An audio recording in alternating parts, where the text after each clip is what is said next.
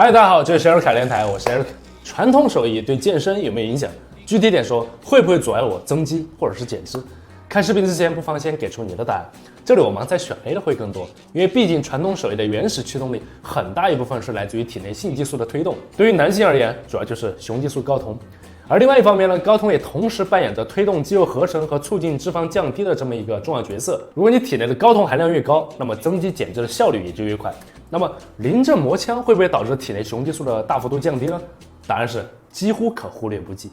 根据这份01年的研究啊，健康的成年男性体内的血清睾酮含量会在练习传统手艺的时候小幅度的上升，练习结束之后呢，又会很快回落到练前的水平，并没有发现显著的降低。那么有些爱学习的小伙伴就要问了，那既然不会对雄激素产生影响，那我是不是就可以频繁的观影，反复的打磨技术了呢？答案是否定的。虽然传统手艺并不会降低你的睾酮水平，但是反复的钻研还是会产生一些间接的影响。07年的一个科研团队在老鼠身上进行了相关的研究，发现频繁发射子弹会导致老鼠大脑中的这个雄激素受体的数量减少，密度降低。受体的作用是什么呢？简而言之啊，就是我们体内分泌的这个雄性激素得和受体相结合之后，才能发挥其应有的作用。说白了就是一个萝卜一个坑。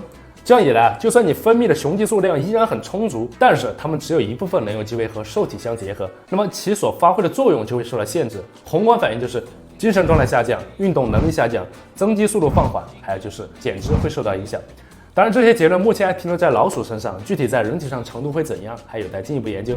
练习传统手艺为什么会比看书、跑步这些常规活动更得劲儿？那是因为它能在短时间内让你以极小的代价获得大量的多巴胺，得到密度非常高的愉悦感。如果频繁的进行这种操作，就会让大脑对奖赏机制进行调整，同时提高你获得快乐的阈值。后果就是你可能无法对其他事物感到好奇、产生兴趣，因为它们并不能在短时间内给予你如此多的多巴胺。就比如说是社交、旅行，甚至是健身。相反的，大脑的奖赏机制会不断在脑海中提醒你 Yo, bro, it's time. 啷啷拔出宝剑，哗啦啦马踏连营。如果你对训练本身的热情降低了，自然而然训练的质量、强度，甚至是频率都会出现问题，那训练的收益势必就会受到影响，甚至是倒退。我们在房间经常听到这么一个说法：100日筑基，练功需禁欲100日。也经常听到某某球队或者运动员大赛前被教练要求封刀挂剑，远离女色，为的就是能在比赛中有更好的表现。You lay off that pet shop game.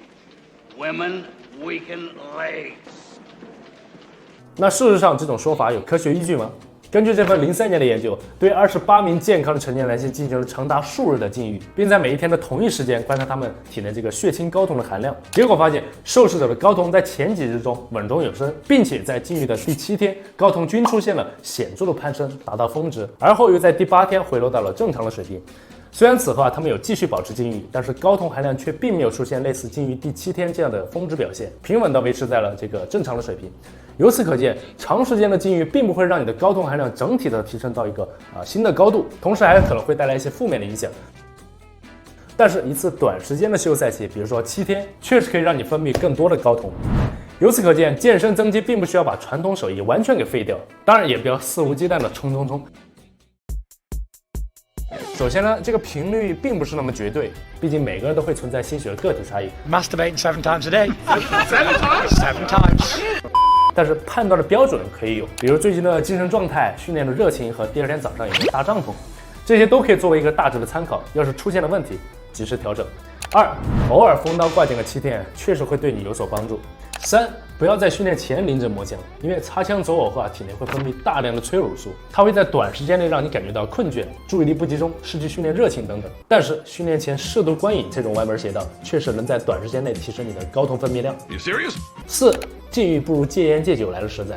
研究表明，在戒掉烟酒之后，睾酮水平能真正意义上达到一个长期的整体性的提升。如人体的睾酮含量会在1天内随着作息产生一个周期性的变化，在睡眠中以及清晨会达到1天的峰值。所以保持足量且规律的睡眠，就能让你的肌肉得到更好的发展。6. 摄取足够的营养，就算是减脂也不要节食，而是控制饮食，并且摄取一些对提升睾酮有用的食物。